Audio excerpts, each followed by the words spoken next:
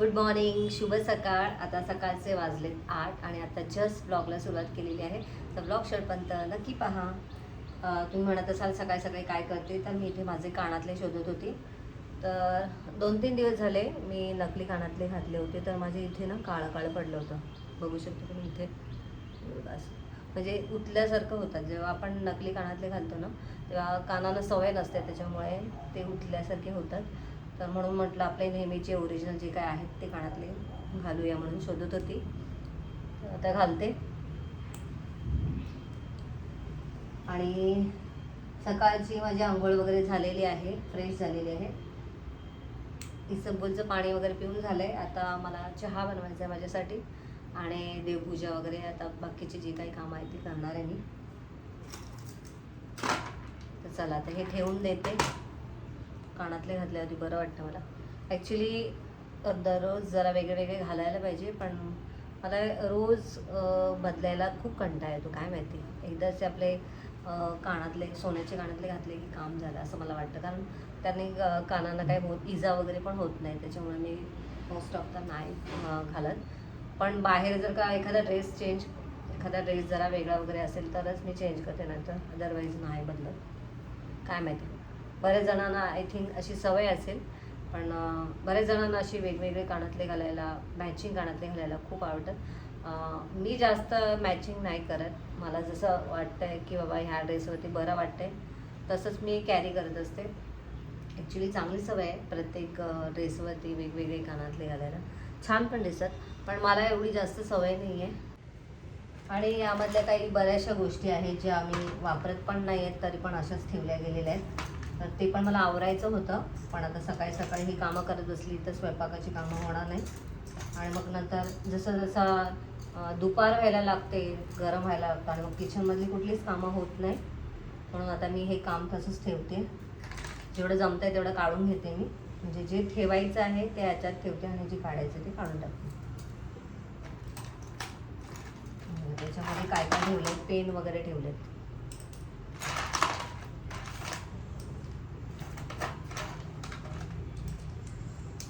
तीन पेन मिळाले. कोणत्या कशामध्ये काय ठेवायचं हे आम्हाला काय समजत नाही.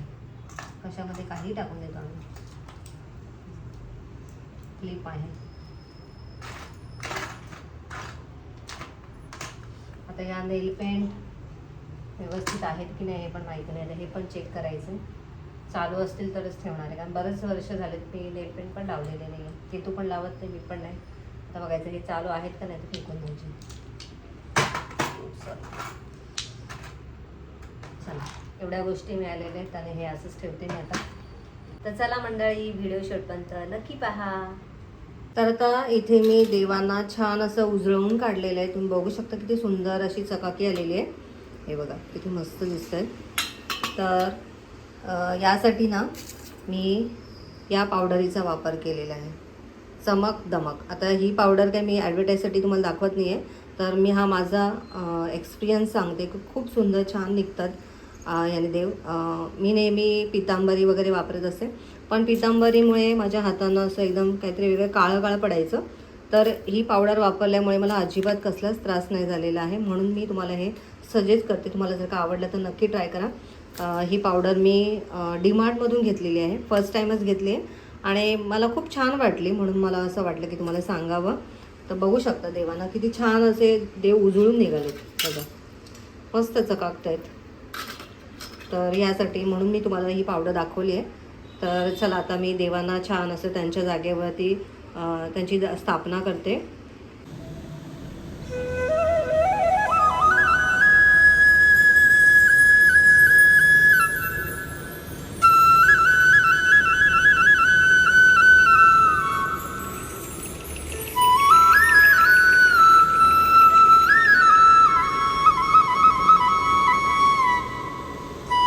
आता माझी देवपूजा वगैरे झालेली आहे आणि तुम्ही बघू शकता किती प्रसन्न वाटते देवपूजा केल्यानंतर.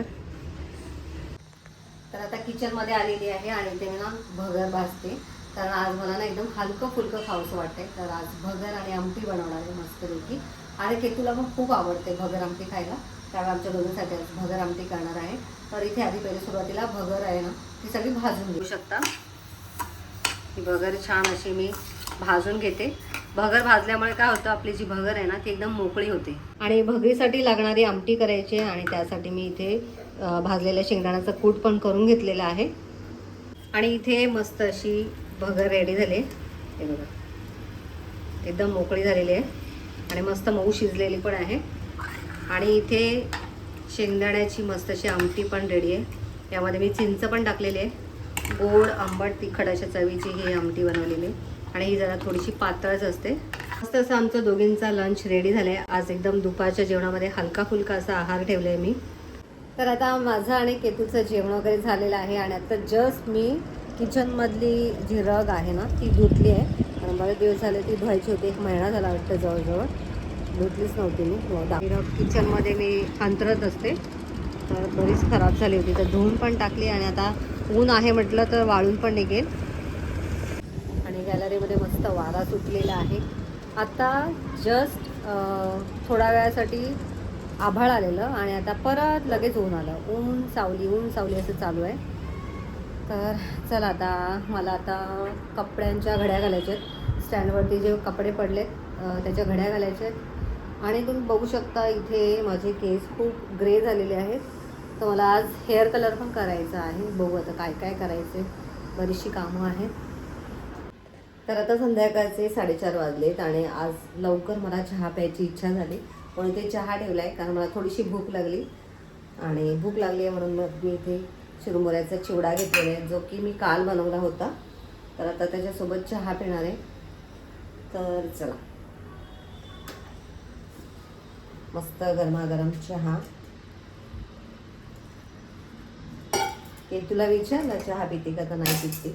आता ती थोड्या वेळाने प्रोटीन पिणार आहे आणि नंतर 1-2 तासांनी मी पण प्रोटीन पिणार आहे. पण आता जरा चहाची तलब झाली होती म्हणून चहा केला आहे. तर काय आहे मस्त असा काळा चहा आणि सोबत मुरमुऱ्याचा चिवडा. त्यामुळे किचनमधली जी रग आहे ती मगाशी मी धुवून काढली आणि उन्हामध्ये मस्त अशी वाळून निघालेली आहे. बाहेर वारा पण मस्त सुटला होता, त्यामुळे परत आता किचनमध्ये मी ही टाकून दिली आहे. तर आता पुन्हा एकदा मी किचनमध्ये आलेली आहे. आणि किचनमध्ये कशासाठी आले ते सांगते तुम्हाला. तर इथे मी घेतलेली आहे 1 किलो चणा डाळ. तर आता ही चणा डाळ मला भाजायची आहे, कारण मला बनवायचे आहेत बेसनचे लाडू. तर यावेळेस मी लाडू घरच्या घरीच बनवणार आहे. म्हणजे ही चणा डाळ आहे ना, ही चणा डाळ मी मिक्सरमधून बारीक वाटून घेणार आहे. कारण मी एकदा केले होते, अर्धा किलोचे लाडू मी घरच्या घरीच मिक्सरमधून ग्राइंड करून त्याचे लाडू बनवले होते आणि ते खूप छान झाले होते. तर त्यामुळे आता विचार केला आहे की चक्कीवरती जाण्यापेक्षा घरच्या घरीच बनवूया. त्याला पटपट आवरून घेते, कारण भाजायला खूप वेळ लागतो. गॅसवरती कढई ठेवलेली आहे आणि ही कढई जाड बुडाची आहे, त्यामुळे मग मी ही भाजायला घेतलेली आहे. तर आता सुरुवातीला आपल्याला 1 ते 1.5 वाटी आपल्याला चणा डाळ घालायची आहे आणि आपल्याला थोडं थोडं तूप घालायचं आणि भाजून घ्यायचं. आपल्याला गॅसची फ्लेम आपल्याला लो टू मीडियम ठेवायची आहे. आणि आपल्याला ही जी डाळ आहे ना ती पूर्णपणे खरपूस अशी भाजून घ्यायची, तेव्हाच आपल्या लाडवाला छान असा खमंगपणा येईल. हे थोडंसं तूप टाकते, जास्त नाही, थोडंसंच टाकायचं.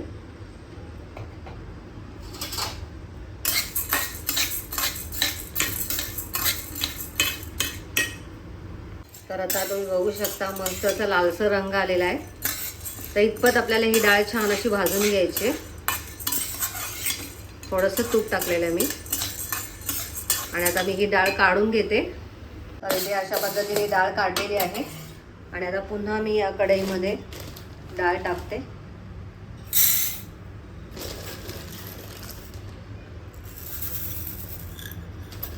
आणि पुन्हा आता छान असं हे भाजून घ्यायचं आहे.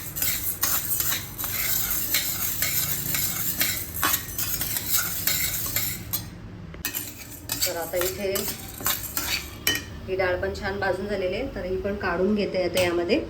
आणि इथे केतूसाठी मखाणे भाजते. केतूला मखाणे खायची इच्छा झाली. केतू ये, केतू ये, तूच भाज आता. आता हे झालंय, मी बंद करते गॅस आणि काढून घेते. काय मग पाणी भरतेस फ्रीजमध्ये? डायरेक्ट पिते तसं बाळा? छान सवय आहे का? ग्लास घ्यावा त्यात प्यावा. सर झाले बघ तुझे मखाने, गरम झाले वाटतं बघ. येऊ वाटतंय तरी चेक करावं लागेल, पण नाही अजून नाही झाले. हा गॅस पण बारीक झाला एकदम, एवढा बारीक झालाय. हे चांगले कुरकुरीत झाल्यावरतीच झाले म्हणायचं. चला माझी इथे डाळ पण भाजते मी. बघू शकता घड्यात वाजले 6 आणि अजून माझी डाळ पण भाजली नाहीये. मी जरा थोडा वेळ गॅस बंद करून इथे पंख्याखाली आली. खूप गरम व्हायला लागले आणि आता थोडा वेळ जरा गॅलरीमध्ये जाते. कारण काय की सूर्यास्त झाला आहे की नाही आपण बघूया. 6 वाजता नाही होणार अजून सूर्यास्त, एवढ्या लवकर नाही होणार, तरी बघूया. नाहीच, छान वाटते जरा. ऊन भरपूर आहे बापरे. 6 वाजता ऊन. एक मिनटं दाखवतो तुम्हाला. बापरे डोळ्यांवरती एवढा प्रकाश येतोय.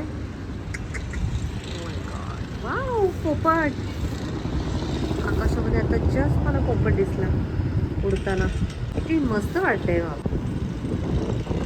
सुंदर दृश्य बघा बाहेर, भारी वाटतं एकदम. म्हणूनच थोडा वेळ मी गॅलरीमध्ये आली. चला आता आपण आत जाऊया, कारण मला अजून डाळ भाजायची उरलेली सगळी थोडीशीच राहिली. तर पटकन भाजून घेते, दरवाजा लावून घेते, नाहीतर दरवाजा आपटत राहतो. चला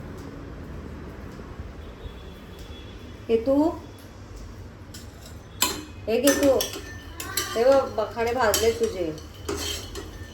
गॅस बंद करू का? थोडीशी आता बंद केल्यानंतर आहे ना थोडंसं मीठ टाक आता. कारण काय आहे आता झालं आहे व्यवस्थित भाजलं असं वाटतंय मला. म्हणजे आता थोडंसं जास्तच गरम झालं आहे असं वाटतं मला. तर चला मंडळी, डाळ आता थोडीशीच राहिली, सगळी भाजून घेते आणि थंड केल्यानंतर मग मिक्सरमधून ग्राइंड करणार आहे मी. तर आता रात्रीचे 9:30 वाजलेत आणि आमच्या तिघांची जेवणं वगैरे झालेली आहेत. आणि आता मी लागलेली आहे कामाला. तर इथे आपण मगाशी जी चणा डाळ भाजून घेतली होती लाडूसाठी, तर आता ही मिक्सरमधून ग्राइंड करून घ्यायची. तर चला पटपट आवरून घेते.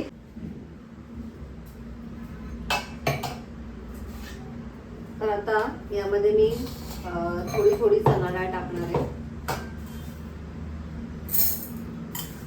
बऱ्याच वर्षांनी करते आता मी हे मिक्सरमधून, थोडीच टाकते.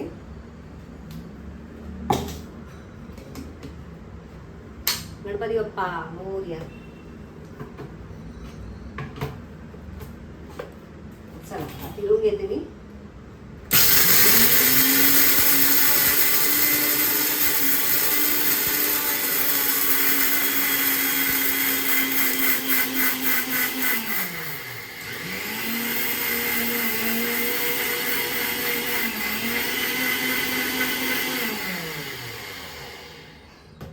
बघूया आता किती बारीक झाले.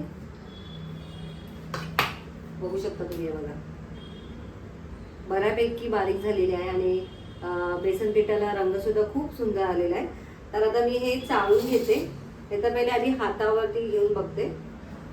तर बऱ्यापैकी रवाळ आहे, तरी पण मी थोडीशी चाळून बघते. जर का जास्तच मोठी असेल तर प्रॉब्लेम नको व्हायला. तर मी चालतीये. हे बघा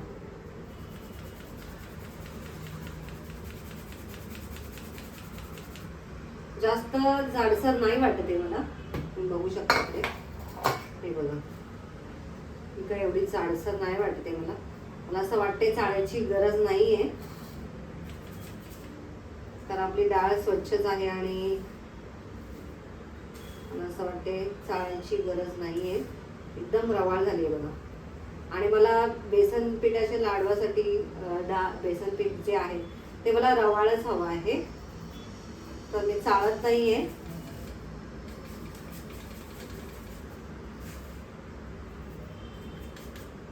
तर चला मी हे काढते. सगळं बऱ्यापैकी रवाळ आहे.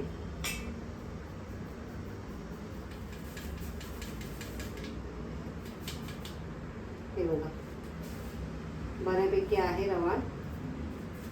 आता मी हे एवढं काढले तर ते अजून परत एकदा मिक्सरमध्ये करून घेते आणि मग बाकीचं मी डायरेक्टच करून घेते, कारण आपल्याला एवढी एकदम बारीक असं फाईन नको आहे.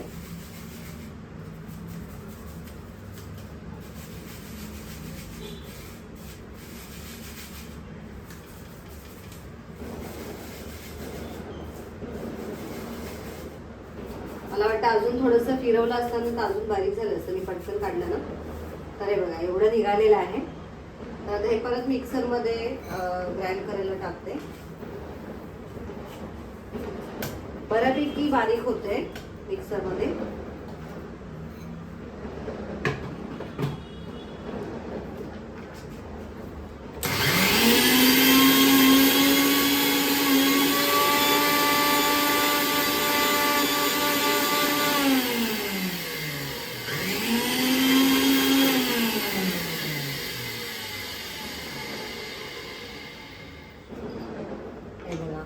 बघू शकता तुम्ही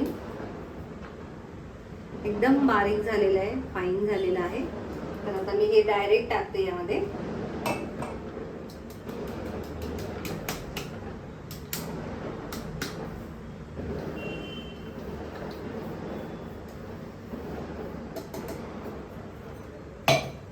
मस्त झालेलं आहे.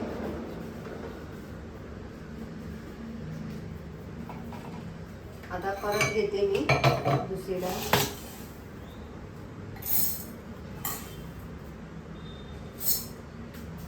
आणि आता हे पण मस्त असं बारीक फाईन आपल्याला दळून घ्यायचंय.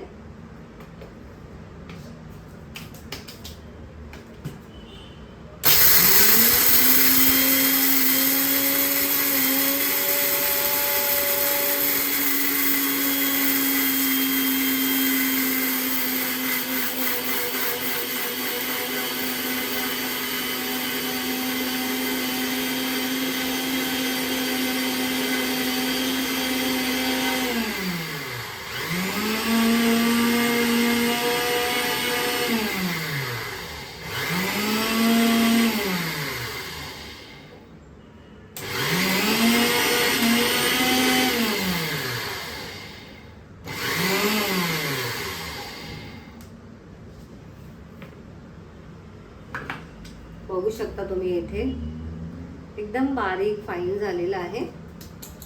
तर आता मी हे काढते.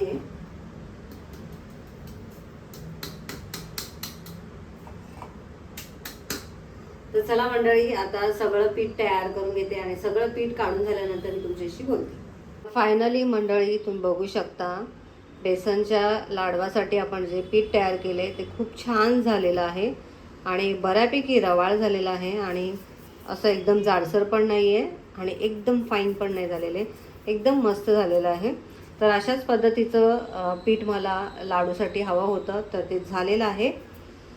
आणि आता याच्यासाठी मला 1 किलो बेसन पिठासाठी 1 किलो मला पिठी साखर तयार करायची आहे. तर 1 किलो पूर्णपणे नाही करणार, 1 किलोला थोडीशी कमी करणार आहे मी पिठी साखर.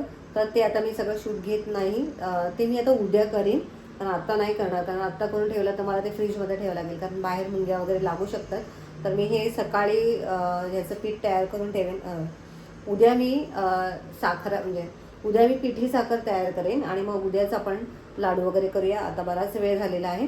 तर आजचा व्हिडिओ तुम्हाला कसा वाटला आणि आजचा व्हिडिओ जर तुम्हाला आवडला असेल तर लाईक करा, शेअर करा आणि चॅनलला नवीन असाल तर सबस्क्राईब करा. भेटूया नेक्स्ट व्हिडिओमध्ये. तोपर्यंत बाय बाय.